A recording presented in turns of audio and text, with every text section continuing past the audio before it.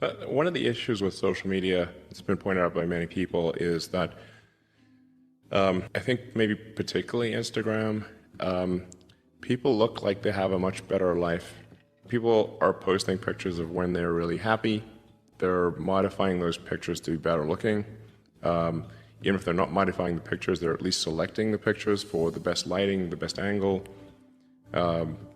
So people basically seem they're way better looking than they basically really are, and they're way happier seeming than they really are. So if you look at everyone on Instagram, you might think, man, there are all these happy, beautiful people, and I'm not that good looking, and I'm not happy, so I must suck, and that's gonna make people sad. So when in fact, those people you think are super happy, actually not that happy. Some of them are really depressed. They're very sad. Some of the happiest seeming people, actually some of the saddest people in reality. And nobody looks good all the time. It doesn't matter who you are, because you just sort of people generally think of themselves relative to others. We are constantly re-baselining our expectations. And you can see this, say, if you watch some show like Naked and Afraid, or if you just go and try living in the woods by yourself for a while, and you'll learn that civilization is quite great. It has a lot of it. People want to come back to civilization pretty fast on Naked and Afraid. Yeah, well, if happiness is reality minus expectation, it will be at some point indistinguishable from reality. This could be some simulation.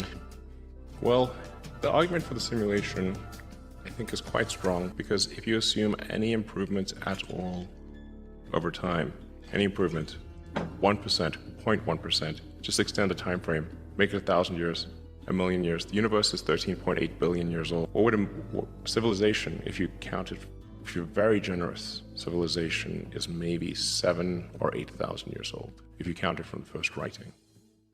This is nothing. This is nothing.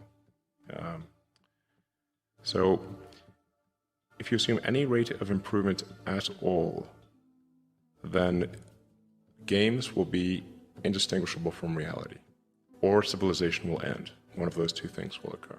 Therefore, we are most likely in a simulation. Anyway, I don't want to sound like things are too dark, because I think you kind of have to be optimistic about the future. There's no point in being pessimistic. It's just too negative. I mean, my theory is you'd rather be optimistic. I think I'd rather be optimistic and wrong than pessimistic and right. At least err on that side. Right. Yeah. Because if you're pessimistic, you're just going to be miserable. Even if we just sort of existed as humans forever, we'd still eventually, that'd be like the heat death of the universe. Eventually it's going to end. It's just a question of when. Right. So it really is all about the journey. The universe as we know it will dissipate into a fine mist of cold nothingness eventually. It's just a very long time. So I think it's really just about how can we make it last longer. I think most likely, this is just about probability. There are many, many simulations. These simulations we might as well call them reality, or you could call them the multiverse. That substrate is probably boring. But when we create a simulation, like a game or a movie, it's a distillation of what's interesting about life. It take a year to shoot an action movie, and then that's all distilled down into 2 or 3 hours. So let me tell you, if you see an action movie being filmed, it's boring, super boring. There's lots of takes. Everything's in a green screen. Looks pretty goofy. Doesn't look cool. But once you add the CGI and have great editing, it's amazing. So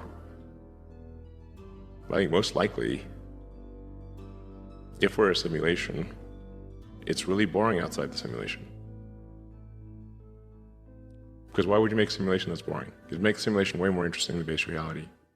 When you're in that virtual reality, which is only going to get better, where are you? Where are you really? Right. You aren't anywhere. I think we should take the set of actions that are most likely to make the future better, and then reevaluate those actions to make sure that it's true. Well, I think it's going to take a while to build a real civilization. The threshold that really matters is only on becoming supernatural. For getting past the great filter. Do we have enough resources on Mars such that if the spaceships from Earth stop coming, you can survive? Yeah. So now you can only be just missing one little thing. You'd be like, you're on a long sea voyage, and the only thing you're missing is vitamin C. Still not good. It's only a matter of time, you know? Yeah. And then it's going to be curtains. So you got to have all the things necessary to sustain civilization on Mars. And the reason that the ships from Earth stopped coming could be World War III, or it could be due to a slow decline of civilization. So civilization here on Earth could end with a bang or a whimper. So like, what killed the dinosaurs? Well, right. It wasn't just one thing, you know? Right. There was like a whole bunch of things happened in a row, and you know, while they could have taken any one of those things, they had like 3 things happen, and no dinosaurs. Well, so there either are a lot of aliens or none, and they're equally terrifying. If there are a lot of aliens, well, I mean, the invasion ship slash you know, bug infestation, just, you know, like Starship Trooper style. Well, yeah, I mean, it's like an alien civilization might just view us as like a bug infestation. Right. You know, it's like, hey, we left that planet, it was fine. Now it's got a bunch of bugs. Just go fumigate it. You know, like we'd fumigate a house. That's certainly possible. And then, but if there are no aliens, well, could it be that all civilizations are just destroyed before they become interstellar?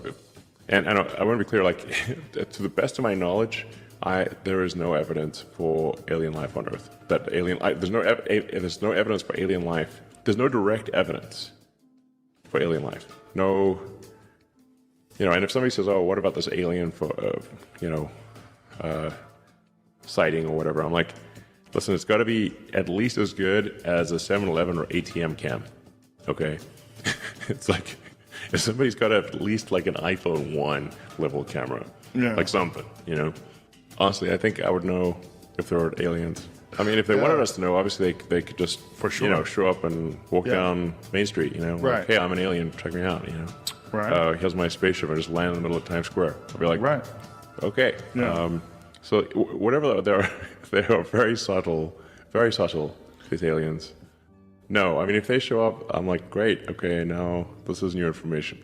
Anyway, listen, if I see some evidence for aliens, I'll be the first to be like, aliens, you know.